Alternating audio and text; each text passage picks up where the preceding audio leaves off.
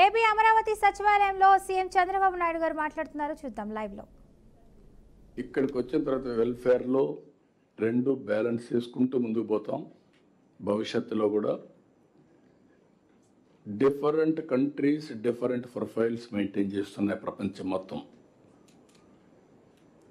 America కంటే China కంటే ఆర్థిక అసమానతలు తగ్గించిన దేశంగా భారతదేశం ఉంది. దానికి కారణం మన పబ్లిక్ పాలసీస్, మన డీబీటీస్, మన వెల్ఫేర్ ప్రోగ్రామ్స్ అన్నీ కలిసి వచ్చాయి. Europe is different, America is different, China is different today.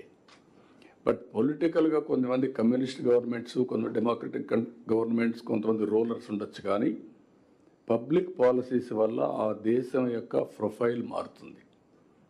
అందుకే నేను చెప్పే ఇక్కడ పబ్లిక్ పాలసీ ప్రకారం ఆర్థిక అసమానతలు తగ్గించే విధంగా నిరంతరం మనందరం ఆలోచించాల్సిన అవసరం ఉంది. That is the best way for India. Highest population in the world 143 crores as on today. It will go up to 160, 165. మళ్ళీ తగ్గుతుంది. అక్కడి నుంచి మనకు కూడా పాపులేషన్ ఏజింగ్ ప్రాబ్లమ్స్ అన్నీ వస్తాయి. అట్ ది సేమ్ టైం మనం ప్రజల్ని ఎలాంటి సమాజాన్ని, ఒక పక్క ఒక వ్యక్తికి $1 billion ఆర్ $1 trillion, ఇంకొక పక్క లాస్ట్ మైల్లో ఉండే వ్యక్తికి ₹100 డే ఆర్ 200-300 రూపాయలు లేని పరిస్థితి. అందుకే నేను ఇక్కడంతా కూడా ఈక్విటబుల్ డిస్ట్రిబ్యూషన్, సమాజంలో ఉండే అందరికీ అవకాశాలు ఇచ్చే విధంగా ఒక ఎత్తు అయితే అన్ని ప్రాంతాల్లో కూడా అవకాశం రావాలి. మొన్నటి వరకు Rayalaseema lowest per capital income, Anantapur was the lowest per capital income once. Now Anantapur better than Konaseema. ఎందుకు జరిగింది ఇది అనుకుని మీరు ఆలోచిస్తే, ఒక water is a game changer. Water వచ్చింది, policies, public policies are important. మళ్ళీ మాట్లాడుతున్నా. 25 సంవత్సరాల కంటే ముందు ఒక ఐటీ గురించి మాట్లాడాం. ఈరోజు ప్రపంచం మొత్తం ఐటీ ప్రొఫెషనల్స్ ఉన్నారు. Indians every 4 1 is an Indian. Among Indians every 4 1+ is from Andhra Pradesh, 30%. ప్రపంచంలో ఏ దేశానికి పోయినా హైయెస్ట్ పర్ క్యాపిటల్ ఇన్కమ్ తెలుగువాడు. ఇక్కడ సౌత్ ఇండియాలో lowest per capital income Andhra Pradesh. Telangana highest per capital income in India. Because of bifurcation ఆ బెనిఫిట్ అక్కడ వచ్చింది. ఇక్కడ మనకు వచ్చిన కొన్ని ఇబ్బందులు ఎన్నోసార్లు మాట్లాడుకున్నాం. బైఫర్కేషన్ ఒక యాంగిల్ అయితే, ఆ తర్వాత వచ్చినటువంటి 5 సంవత్సరాల పరిపాలన కొంత ఇంకా డిట్రియేట్ అయ్యాం. ఇప్పుడు దీంట్లో మీరు ఒకసారి చూసినప్పుడు, నేను ఎప్పుడు వచ్చినప్పటి నుంచి కూడా నేను ఎప్పుడూ మాట్లాడేవాడిని. రాయలసీమలో ఫస్ట్ టైం డ్రిప్ ఇరిగేషన్ ప్రయోగించాం. ఈరోజు రాయలసీమలో ఆ డ్రిప్ ఇరిగేషన్ వల్ల హార్టికల్చర్ని ప్రమోట్ చేశాం. ఈ రెండు డెడ్లీ కాంబినేషన్. ఎప్పుడైతే నీళ్లు లేని ప్రాంతంలో నీళ్లు ఇచ్చాం, నీళ్లు తక్కువ ఉన్నాయి, నీళ్లు తక్కువ ఉండే సమయంలో డ్రిప్ తీసుకొచ్చాం. 1 acre 2.5 acresకి ఇచ్చింది. నీళ్లు లేనప్పుడు పోలవరం ప్రాజెక్ట్ స్టార్ట్ అయింది. 5 ఏళ్ళు పడుతుంది, ఇప్పుడు 10 ఏళ్ళు పట్టింది. ఈ 5 సంవత్సరాల్లో ఏం చేయాలని ఆలోచించి 1 సంవత్సరంలో పట్టిసీమ పూర్తి చేసి, పట్టిసీమ నీళ్లు కృష్ణాకు తీసుకొచ్చి, కృష్ణాలో వాడే నీళ్లని సేవ్ చేసి శ్రీశైలం నుంచి రాయలసీమకి ఇచ్చాం. That is only single day. మీకు ఏ విధంగా వస్తాయో ఇంపాక్ట్ అనేది మీరు గుర్తుపెట్టుకోవాలి. ఈరోజు వర్షాలు పడ్డాయి. మొన్న 100 డేస్లో అంద్రే నీవా పూర్తి చేసి 738 కిలోమీటర్లు తీసుకుపోయి కుప్పానికి నీళ్ళు ఇచ్చాం. అక్కడ అన్ని చెరువుల్లో నీళ్లు పెడుతున్నాం. ఈరోజు ఎంత ఆనందం అంటే, ఈసారి వర్షాలు పడ్డాయి. 90% రిజర్వాయర్స్లో నీళ్లు ఉన్నాయి. అది 95 కూడా పోతుంది. నేను వాటర్ సెక్యూరిటీ మాట్లాడా. గోదావరిలో ఇప్పటికి కూడా కొన్ని వేల టీఎంసీ నీళ్లు సముద్రంలోకి పోయినాయి. అదే సమయంలో కృష్ణాలో కొన్ని వందల టీఎంసీ, అవి కూడా వేలై ఉంటాయి. ఇప్పుడు కడాని ఎప్పుడూ పారనటువంటి పెన్నా కూడా ఫ్లడ్ వచ్చింది. ఇప్పుడు ఈరోజు మీరు చూస్తే సోమశిలకు నీళ్ళు ఇచ్చిన తర్వాత పెన్నా ఫుల్ అయ్యి సోమశిల పూర్తయి పెన్నా ద్వారా సముద్రంలోకి నీళ్లు పోయే పరిస్థితి వచ్చాయంటే పెన్నా రివైవ్ అయింది. కృష్ణా గోదావరి బ్రహ్మాండంగా వాడుతున్నాయంటే దట్ ఈజ్ నథింగ్ బట్ వరుణదేవుడు కరుణించాడు, మనం సద్వినియోగం చేసుకున్నాం. మీకు ఎందుకు ఈ విషయం చెప్పానంటే అది కూడా వచ్చినప్పుడు డిస్కషన్ కోసం ఒక ఎగ్జాంపుల్, ఒక పబ్లిక్ పాలసీ ద్వారా వీ కెన్ ట్రాన్స్ఫార్మ్ టోటలీ. ఇప్పుడు దేశంలో కల్లా మనం నెంబర్ 1లో ఉన్నాం అగ్రికల్చర్. చిన్న చిన్న ప్రాబ్లమ్స్ ఉన్నాయి, ఆ సబ్జెక్ట్ చెప్పి నేను మాట్లాడతాను. అక్వా కల్చర్కి ప్రాధాన్యత ఇచ్చాం, వాణిజ్య పంటలకు ప్రాధాన్యత ఇచ్చాం. వాణిజ్య పంటల్లో కొన్ని సైకిల్స్ వస్తున్నాయి. ఆ సైకిల్స్ హ్యాండిల్ చేయాలంటే సమర్థవంతంగా మనందరం పనిచేసే తప్ప ఇది సాధ్యం కాదు. లాంగ్ టర్మ్ సస్టైనబిలిటీ రావాలి. That subject I will talk there.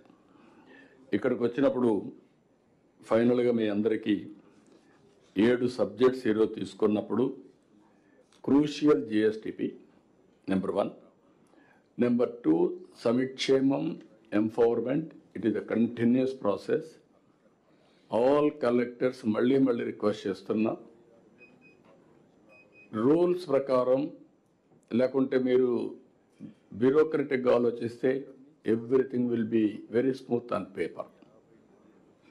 Human యాంగిల్లో ప్రజలతో మమేకమైతే మీకు చాలా వాస్తవాలు వస్తాయి. All collectors has to go to the field, interact with people. ఏదైనా కానీ మన పాలసీ లోపాలు ఉంటే అమలు చేయడంలో then and there itself you have to correct it. నేను ఇప్పుడు మీరు చూస్తే రెగ్యులర్గా మీటింగ్లు పెడుతున్నాం. 15 days cabinet meeting, no compromise. 1 year 25 meetings పెట్టాం. సెకండ్ ఇయర్ 6వ మీటింగ్ మళ్ళీ రేపు 18కి పోస్ట్ చేసాం. అదే మరి ఎస్ఐపిబి ఇప్పటికి 25 పెట్టాం. ఎస్ఐపిసి 25 పెట్టాం. ఇది 4వ కలెక్టర్స్ కాన్ఫరెన్స్. 5 ఏళ్లలో 20 కాన్ఫరెన్స్లు పెడతాం. 125 క్యాబినెట్ మీటింగ్స్ అవుతాయి. మీరు 3 నెలలకు ఒకసారి జిల్లాలో ప్లానింగ్ బోర్డు కూర్చోవడంలో అవసరమైతే ఇంకా ఎక్కువ కూర్చుని, అంటే ఇది లగ్జరీ కోసం కాదు, డిస్కషన్ కూడా జరగాలి, ఇన్వాల్వ్మెంట్ కూడా చేయాలి. అక్కడి నుంచి మీరు ఎక్కడ లోటుపాట్లు ఉంటే దాన్ని ప్రిపేర్ అయ్యి కరెక్ట్ చేసే పరిస్థితి రావాలి. అది కూడా మీరు వర్కౌట్ చేసుకోవాల్సిన అవసరం ఉంది. రెండోది, పబ్లిక్ పాజిటివ్ ఫీడ్బ్యాక్ తెప్పిస్తున్నాం అన్ని సర్వీసులు. ఈరోజు మనం సర్వీస్ అన్ని ఇస్తున్నాం ఆన్లైన్. బ్యాక్ ఎండ్లో డిపార్ట్మెంట్స్ కాంప్లికేటెడ్ ప్రొసీజర్స్ ఉన్నాయి. పబ్లిక్ని రేటింగ్ కూడా ఏమంటున్నాం, రేటింగ్ ఇస్తున్నారు. అది కొలమానం అవుతుంది అందరికీ. మీరు వెల్ఫేర్ ఇస్తున్నారు. I'm very happy. As on today welfare ప్రోగ్రాంలలో pensions distribution is the best in the state. 91% satisfaction level. Highest satisfaction ఏదైనా ప్రోగ్రామ్ ఉందంటే పెన్షన్. దీంట్లో 2 రీజన్స్. ఒక రీజన్ మీకు ఇచ్చే డబ్బులు అయితే, రెండో రీజన్ అమలు చేసే విధానం. ఎవ్రీ పెన్షన్కి వినూత్నంగా ఆలోచించి ప్రజల్ని ఎంగేజ్ చేస్తున్నారు, కరెక్ట్గా రీచ్ అవుతా ఉంది. ఇచ్చే వ్యక్తి కూడా ఒక హ్యూమన్ యాంగిల్లో బిహేవ్ చేస్తున్నాడు, అరగెన్సే లేకుండా. అది one of the best program అయింది. ఇలాంటివి every program has to compete. 90% ఇవి రావాల్సిన అవసరం ఉంది. మూడోది లాజిస్టిక్స్ అండ్ ఇన్ఫ్రాస్ట్రక్చర్. నేను వాటర్ చెప్పాను, power, roads, airports, ports, inland water ways. Logistics cost should be the lowest in the country ఉండాలి మంది ప్రపంచంలోనే. రెండోది లాస్ట్ 5 years చూసాం, ఆల్ రోడ్స్ అన్ని పాట్ హోల్స్. కొన్ని నేషనల్ హైవేస్ కూడా పనులు జరగకుండా ఇబ్బంది పెట్టారు. Now I made it very clear. మీరే చూస్తారు, all national highways nobody should intervene. It is going on very well. మీరు ఇక్కడ collectors are having a role. Land acquisition ఇవన్నీ పర్ఫెక్ట్గా చేయాలి. స్టేట్ హైవేస్ కూడా పర్ఫెక్ట్గా తీసుకొస్తాం. ఆ విషయం కూడా గుర్తుపెట్టుకోండి. పార్ట్ హోల్ అనే మాట ఏ రోడ్డు మీద ఉండడానికి వీలు లేదు. Every roads over a period of time it must be perfect. National international స్టాండర్డ్స్కి వెళ్తాం. ఆ సబ్జెక్ట్ మనం డిస్కస్ చేస్తున్నాం. హెల్త్, ఎడ్యుకేషన్, సంజీవని ఇవన్నీ తీసుకొచ్చాం. ఎడ్యుకేషన్లో కూడా mega teachers day, parents teachers day పెట్టాం. వేరియస్ ఇన్నోవేటివ్స్ ఉన్నాయి. ఎక్కువ మనం హ్యూమన్ రిసోర్స్ డెవలప్మెంట్ పైన కాన్సన్ట్రేట్ చేయాల్సిన అవసరం ఉంది. దీనిపైన కూడా ఆల్ కలెక్టర్స్ ఆ సబ్జెక్ట్ వచ్చేటప్పుడు వేరు ఒక ఐడియా వస్తుంది మీకు. Next Swachh Bharat, Swachh Andhra Pradesh, circular economy, Panchayati Raj మిత్రులు పవన్ కళ్యాణ్ గారు, నారాయణ గారు మున్సిపల్ అడ్మినిస్ట్రేషన్, ఆల్ డిపార్ట్మెంట్స్. ఈ సర్క్యులర్ ఎకానమీలో ఇండస్ట్రీ అందరూ భాగస్వాములు కావాలి. Net zero is our concept. Green ఎనర్జీకి వెళ్తాం. గ్రీన్ ఎనర్జీకి వెళ్ళినాక పొల్యూషన్ ఫ్రీ వచ్చే పరిస్థితి రావాలి. ఇక్కడే మన ఆర్టీజీఎస్ అవేర్ వ్యవస్థ తీసుకొచ్చారు. They are going to measure 42 parameters real time. అది కూడా మీకు ఎక్స్ప్లెయిన్ చేస్తారు. Data is available real time. మీ డేటా ఫైల్లో వస్తుంది. Artificial intelligence is available. Decision making కూడా అదే మరిగా ఉంటుంది. ఈ స్వచ్ఛ ఆంధ్రప్రదేశ్ వచ్చినప్పుడు మీకు ఆ కాన్సెప్ట్ అంతా వస్తే మీకు ఒక ఐడియా వస్తుంది. Will explain.